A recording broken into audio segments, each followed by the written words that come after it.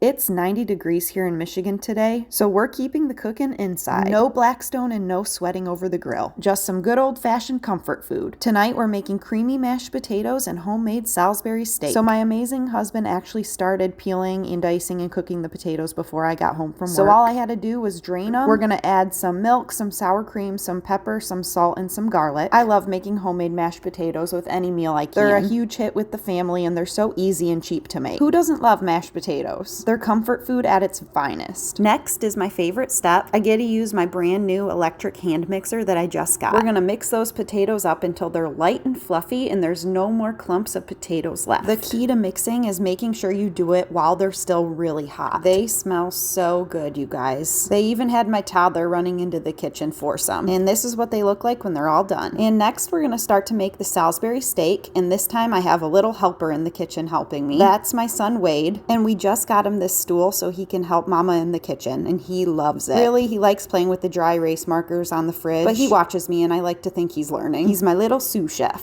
I'm using about 2.5 pounds of ground beef. Whenever I cook, I always like to make extras so I can have a day where we just eat leftovers and I don't have to cook. And we're gonna go ahead and add in some breadcrumbs. Honestly, measure everything with your heart. It's pretty hard to mess up this meal. We were jamming out to some Morgan Wallen. My son loves to dance to music right now. Then we're gonna go ahead and add in some garlic. Go ahead and use fresh if you got it, but we did not. Then I'm gonna go ahead and add in 2 eggs, and you know they're farm fresh from our chickens. That's the only way to do it. And honestly, you don't have to use 2 eggs. It's totally optional, but we had them, so why not? My son was so interested in the eggs, but we still have not been able to get him to eat eggs no matter which way we prepare them. We're gonna go ahead and add in a little ketchup, and then I'm gonna add in just a spoonful of beef base, or you can even use a little beef stock. I just find that it gives it so much more flavor. It's delicious. But that part is totally optional. It's not gonna make or break the meal. And then I'm gonna add in a couple teaspoons of Worcestershire sauce. Please don't come at me if I pronounced that wrong. Some of you guys can be so critical on here. Some of your comments just crack me up. And then we're gonna take a quick break for some baby kisses and a little happy dance after.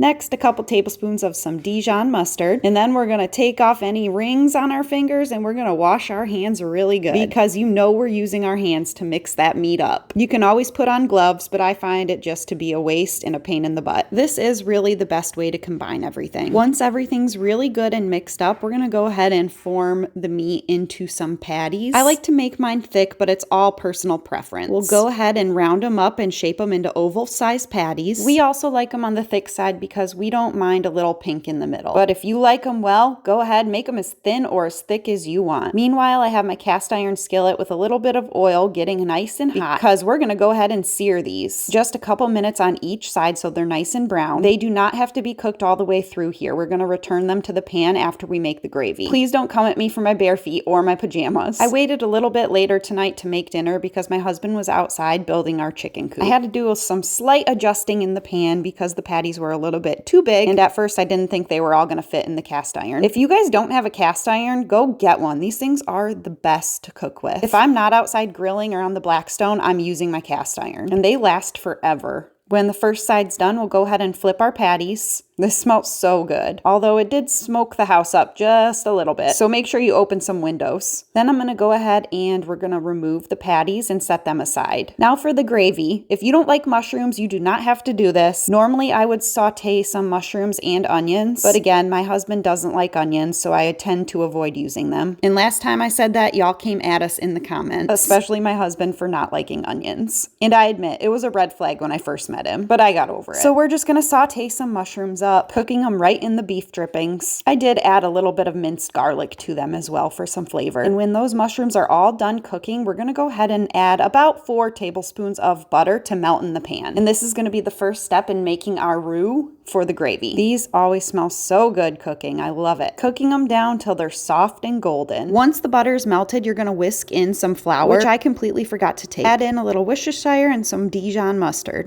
And I had just enough. This bottle was almost empty. And we're gonna go ahead and give it a little mixy and stir everything all together while it's still on medium heat. We'll let it get really hot. In the separate pan to the side, I have some green beans steaming. I'm adding a little bit of lemon juice to them for flavor and to help keep the vibrant color.